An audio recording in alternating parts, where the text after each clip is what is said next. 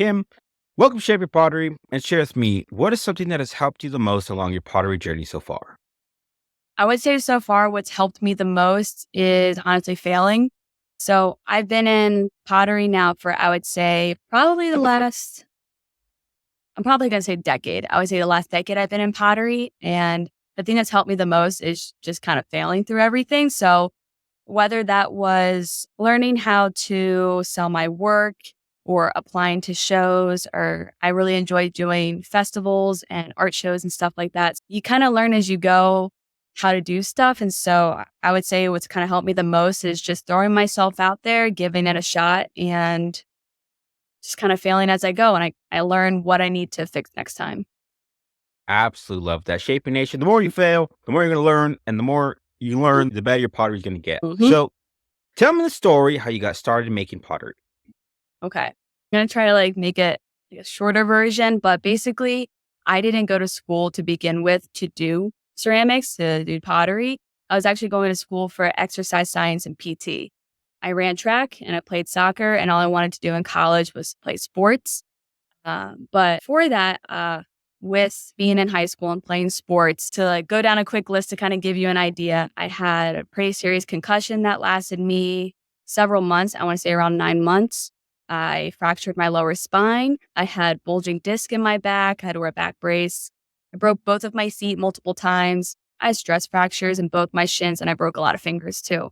And this is all before I even got to college. So the problem is when you're going into an exercise science and PT program, most of the time the people around you, your colleagues, they're also playing sports in college while doing that major.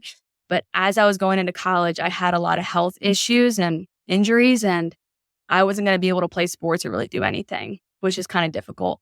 So that was really starting to get to me. My first semester in college, I couldn't play sports. I was going to college to play sports, and I just didn't feel right.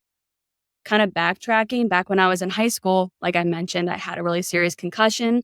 And I think concussions now are treated very similar to how concussions were treated then, which is you basically have to sit in a room, in a dark room, and just stare at the wall. You really can't do anything to stimulate your mind, or else it's not going to heal. And so this is going on for so long. I was getting kind of stir crazy. I couldn't do anything. And so I actually started teaching myself to oil paint. And it caused a little bit of pain, but I was willing to deal with that if that meant I could do something. And so I started oil painting. And when I was younger, I also loved doing drawing and painting, and I loved to sculpt with my hands. And so when I was going into college, I kind of remembered that. I thought that's what got me through a lot of my tough times when I was just really sad and kind of depressed.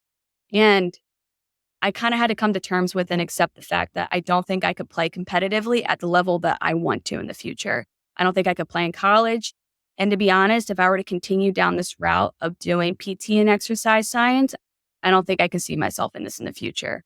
And so after my first semester, I decided to give myself the opportunity to go after doing art in college. So by my second semester, I was a studio arts major with a concentration in drawing and painting. After a little bit, I ended up finding my way over to ceramics. We started off with hand building, and I absolutely fell in love with it. And I just ended up taking more classes. So then by the time it was the end of my college career, I was graduating with a BFA with my concentration in ceramics and sculpture. So that's kind of how that full circled. Love that. And I can't even imagine having a concussion for 9 months because I had one for 2 weeks and that was miserable. 9 months is crazy. Yeah, it was somewhere between, I would say 7, 9 months ballpark. So most concussions, I'm no expert on this, but a lot of concussions are usually 2, 3 weeks, but then some of the more serious ones can last many months or even longer than that and affect you long term. So mine lasted for a long time. It just wasn't healing, and I got hit pretty hard. Yeah, I can imagine because I was miserable the 2 weeks when I had mine. So tell me the story about when you got your MFA from the University of Delaware. Yeah. So after I graduated with my BFA, I was a studio tech for a little bit, ceramics tech, as well as a woodshop tech. And I decided I wanted to pursue higher education. I wanted to go and get my master's.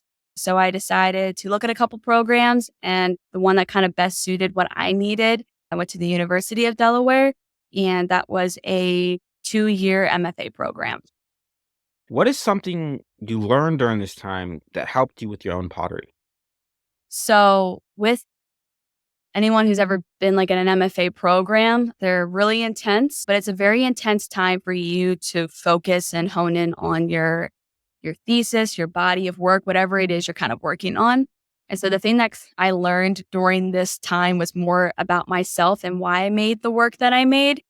I would get into the studio around 8 o'clock in the morning, closer to 9 o'clock, because I had to teach also at the university I was at. And then it wasn't uncommon for me to stay until 12, 1 o'clock in the morning. So that's how most of my days would go, including the weekend. And so when you're forced to spend so much time in your studio around your work, you just get to learn more about yourself and kind of why you made that work. So by the time that I reached the end of that program, I had a pretty good idea. I had a better idea and sense of why I was making what I was making. What was your why behind what you were making?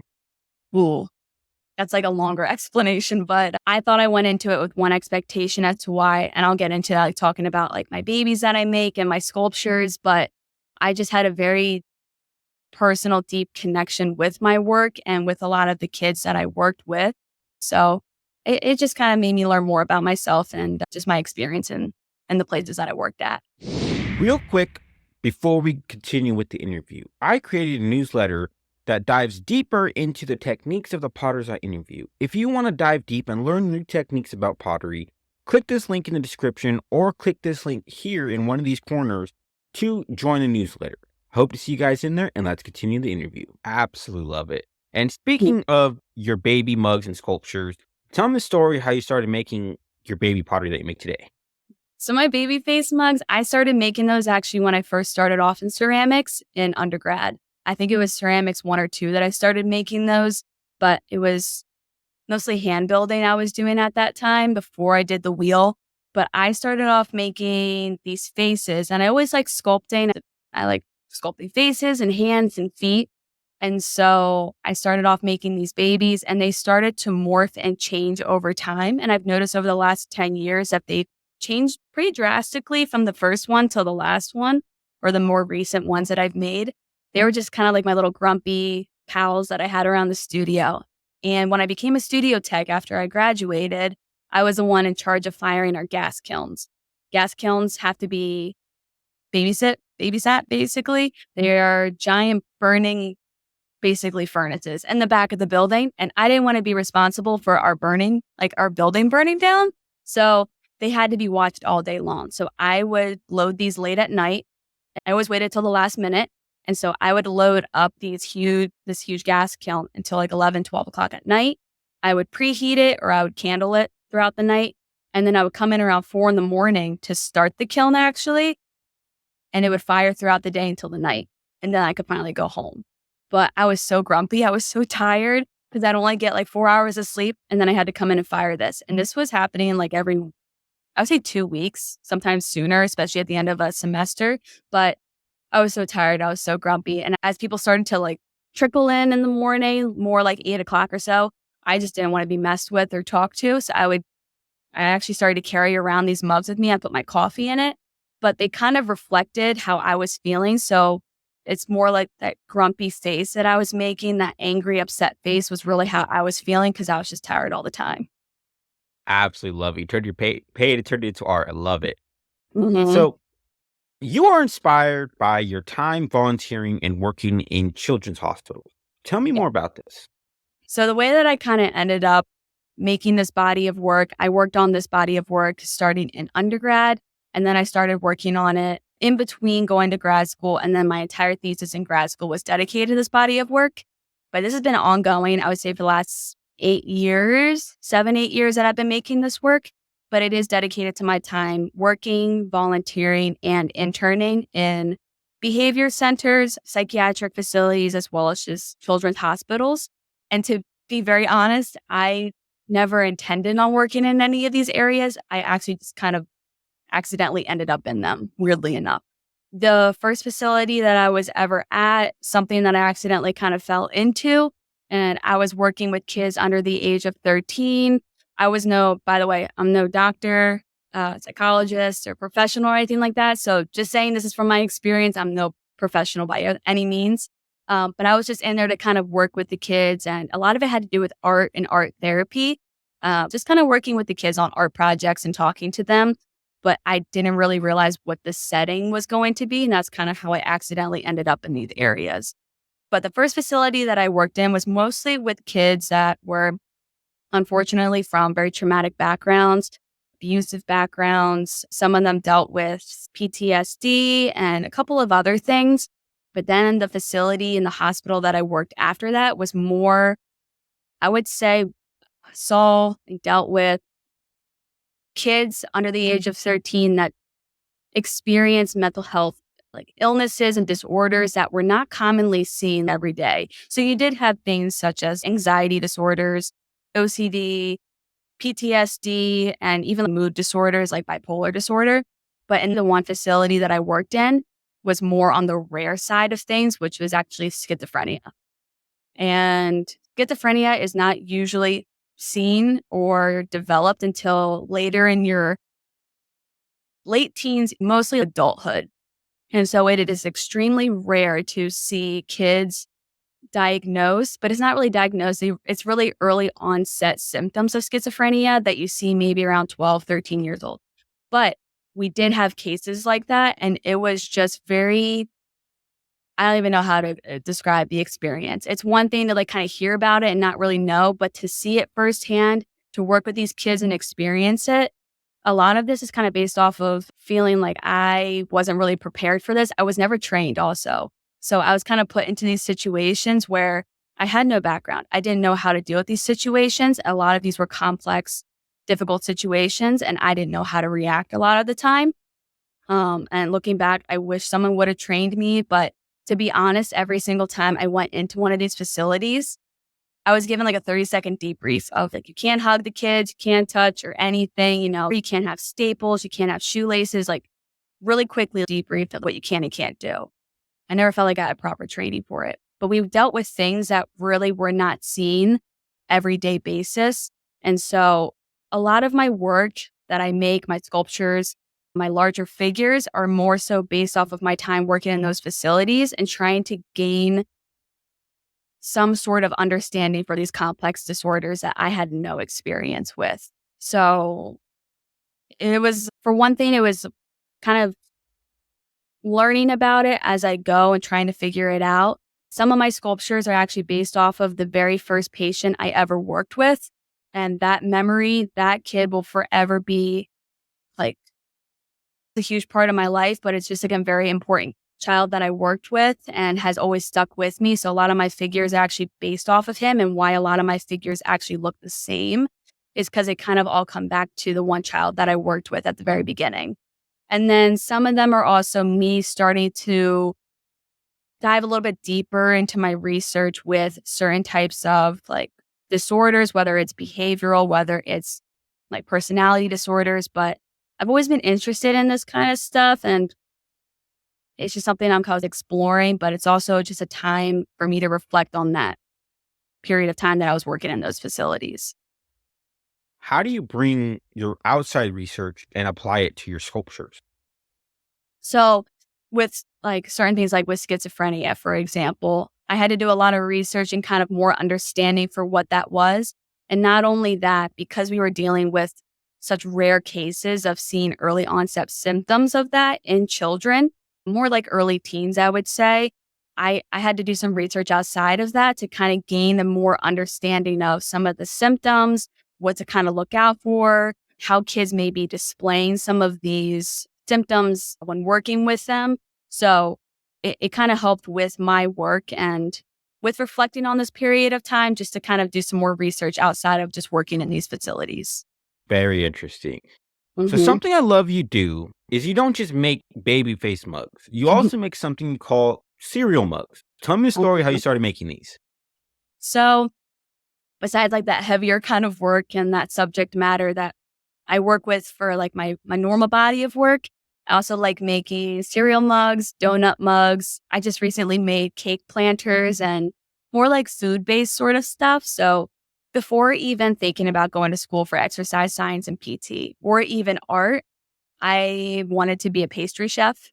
and I wanted to do everything with like desserts and stuff. And so I just wanted to finally that I was done with school, with grad school and everything.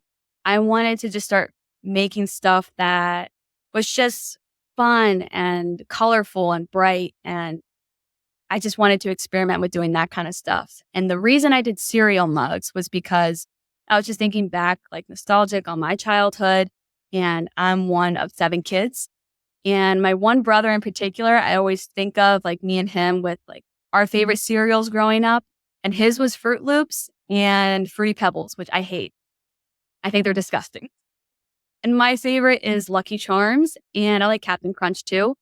So it was just something that was personal to me and kind of nostalgic. And I think they're very fun. And it was fun trying to figure out how to make them and just be more conscious of like, how am I going to make the handle and how am I going to, put the cereal on there and sculpt them. And it was just like a fun challenge for me, but it was also just like a fun project. Absolutely love that. Shaping Nation, you don't have to be stuck doing one thing over and over again. You can branch out. You can also add your other interests outside of pottery and apply them into your own pottery as well. I love that. hmm So now, can you walk me through the steps of how you create one of your baby face mugs? So to start a baby face mug, it's a combination of wheel throwing and hand building. So I sculpt all of my faces, all my baby face mugs. So they start off as a cylinder on the wheel, and I'll push out the walls. So you just kind of have like a cup shape. So they start off on the wheel. I let them dry a little bit. And then I'll go in with a needle tool and I'll start marking off where I want the eyes to go, the nose and the mouth. And then I'll start to push and pull the clay by doing this. So like I would push in the eye sockets and push out the cheeks. That way you don't have to add as much clay to the piece, so it's not as heavy. But then I'd go in and I'd add eyeballs and a nose and a mouth. And then I'd sculpt and push the cheeks out. And then whatever kind of expression I was kind of feeling. And then I would sculpt the ears. And I just started putting a foot on the bottom. But they start off on the wheel, and then I go through and I actually hand sculpt it. So you mentioned that you would make the face based on however you were feeling. Tell me hmm more about that. So they started off with, well, whenever someone asks, like, why do you make these faces? It's because I make these faces. And I've always made like faces like as a kid. As I was told, my siblings would tell me I would just make like the nastiest facial expressions. But they started off with like a snarl. And then I started doing like a screaming face and then like a crying face. And I really just like to push to see how far I can basically push these expressions, because it takes only the slightest detail or crease or mark to change a facial expression. It doesn't really take that much. And so I was trying to see how far I could push it to like what kind of facial expressions could I do. And so I started playing around with like 3 or 4 different expressions. Absolutely love that. Something else about your baby mugs that I really like is how do you get the skin look on to your mugs? Because I can't figure that out with my sculptures. Like the baby face mugs. Yeah. So it wasn't until it took a little bit, but I knew I never actually liked glossy glazes. I think they're pretty, and I do have some at home that are glossy, but I never wanted the faces to be glossy. And sometimes people ask me like, "Oh, well, are you going to put a clear glaze on the outside?" And I don't like the look of it, but they're actually I paint all of my baby face mugs with Amico's velvet underglaze. It is such good quality underglaze. And after they're bisque fired, I'll paint like 3 or 4 layers and I'll blend a couple of different colors. But to get that skin kind of look and not too shiny, I use the underglaze. What are the colors you use for that skin look? Ooh. I'll either, if I'm looking for like a certain sort of like, if I'm doing like skin tone, like some of the more realistic kind of baby faces that I do, not the more like cartoonish ones, I'll do a combination of like red, blue, yellow until I get like the right skin tone that I'm looking for. But if they're more cartoonish and playful, I've done like blue faces, I've done green, I've done pink, blue. I'll do like all different rainbow colors because they're just kind of fun to me. I think I did red the most. I like red, especially with some of the angry faces. But I'll just mix it from scratch and then kind of find like a skin tone that I like to use. Yeah. Absolutely love that. Great explanation of that. So let's talk about the business side of pottery. Can you tell me about the moment when you decided to go full time as a potter? Yeah. So for me, like full time, I teach ceramics during the day. So I teach high school. So I'm a high school teacher during the day. And then after I'm done, I'll go home to my own studio space and then I'll continue to work on my work when I get home. So I teach ceramic during the day and then I work on my own pottery at night. And I'll work like pretty late at night most nights on my stuff, plus the weekend. So it's pottery around the clock, basically. So as you just mentioned, you are a teacher. Mhm. How did you teach pottery? Um, how did I become a teacher? I really enjoyed teaching. I've taught everything from like adults to kids, and I just really like teaching. I think it's really cool to see I can give someone clay and everyone's going to make something different. I like seeing how people process through what they're working on, how they come up with their ideas, and I like to help them problem solve. So I enjoyed teaching. If you were to give advice for a beginner just starting out, what would you give them? Like a beginner, if I had a student, Yeah. I tell them like you can't get attached to your pieces. It's really hard no matter what age I teach. I tell people like I know it's different from other mediums, but you can't get attached. So when you make it and even after you bisque fire it, even after you glaze it, you can't really get attached to it until it's like after it's been glaze fired. Because at any step of the process, it can be ruined. The glaze could come out funky, or like most people, you accidentally chip the side of it. So you got to be okay with just letting stuff go and just, you're going to have stuff break all the time. Excellent advice. So Mhm. now, what advice would you give to someone that wants to start selling their own pottery? My advice is someone that wants to sell their own pottery. I would say to kind of sounds weird, but you got to have some confidence in yourself. And what I mean by that is when you're starting off and you're selling your work, I feel like every potter, every artist, you make something and then you sit back and you give it a couple days and then you're like, I don't like this. Or I think this looks dumb, or you get rid of it. But I went through that for so long where I would make work and I would be so hard on myself. I'm like, I don't like this. No one's going to like this. And it's really interesting because even through a screen, through social media, I feel like you can pick up on if someone actually someone can actually pick up on if you're really truly passionate about what you're making, if you really like what you're making. And I feel like that can actually come through. So I was going through a lot of times where I was making stuff and I was like, no one's going to like this, or no one's going to care, or no one's going to care to know about my work or the process of it. But I feel like something that was able to help me sell my own work was to be comfortable with sharing about the process, sharing about why I was making it, why I was passionate about it. So, for example, with like the cereal mugs, kind of sharing the background as to why I started making it and why I was my personal tie to it. And then other people were able to connect with it. So, I think for so long, I just was like too hard on myself with my work and I wasn't confident about it or proud about it. And that's definitely going to affect how people will see your work and if they want to buy it, because people want to support you as an artist. They want to support your work. And if you're already feeling like meh about it, you're not a huge fan of it, people pick up on that.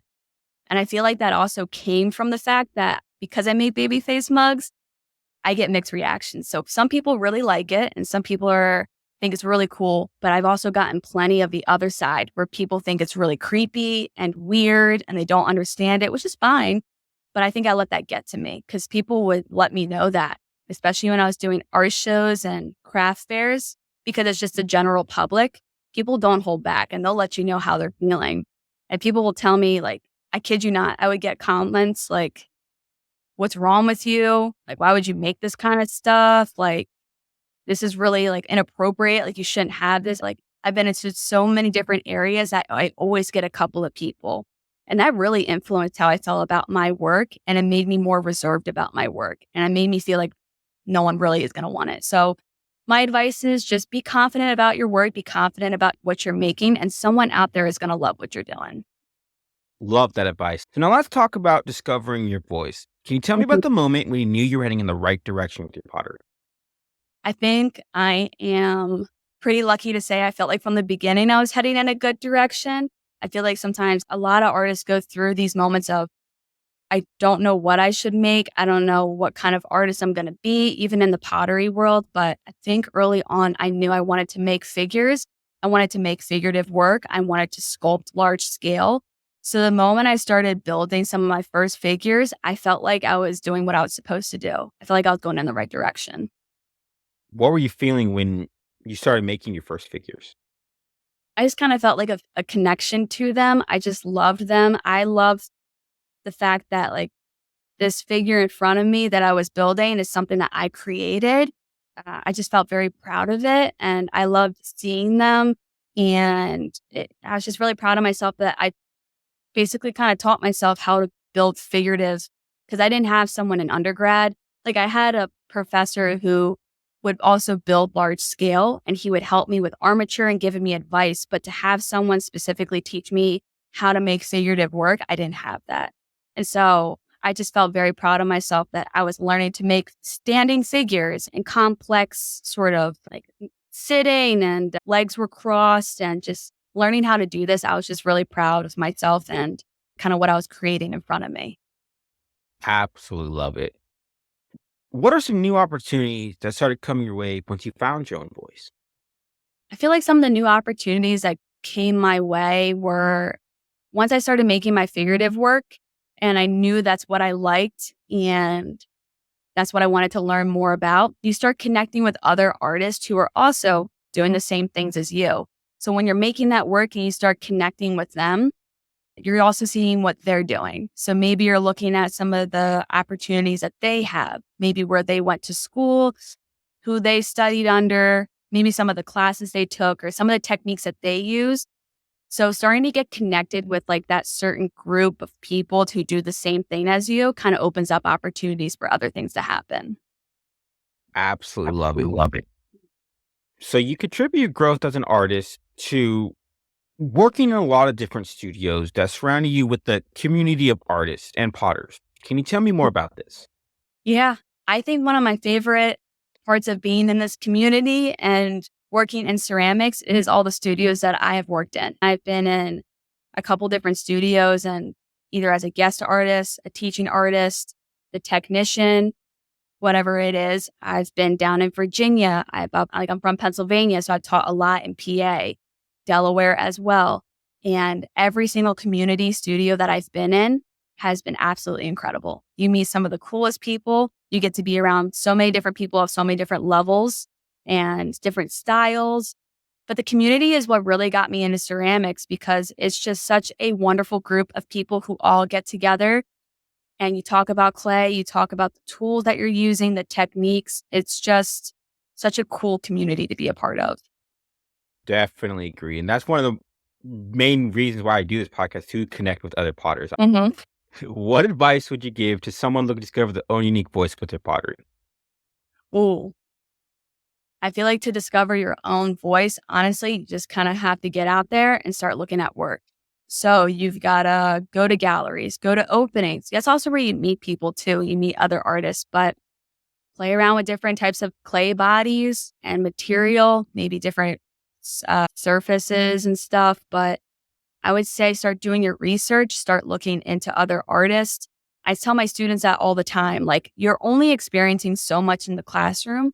You're only going to really grow and see what else is out there when you get out there. So I feel like in order for you to discover your own voice and kind of what you like and what kind of work you want to make, you got to start looking at work. And for example, like NCECA is a great place. I feel like when we all go to NCECA, it's very overwhelming. You get to see like all the different types of work and people that are just exhibiting their work, sharing their work, but you got to get out there. That's the biggest thing. I love that advice. Kim, Mm-hmm. it has been so great chatting with you today. And as we're coming to a close here, what is one thing you want to hammer home with my listeners today? Ooh, one thing I want to hammer home is make what you love.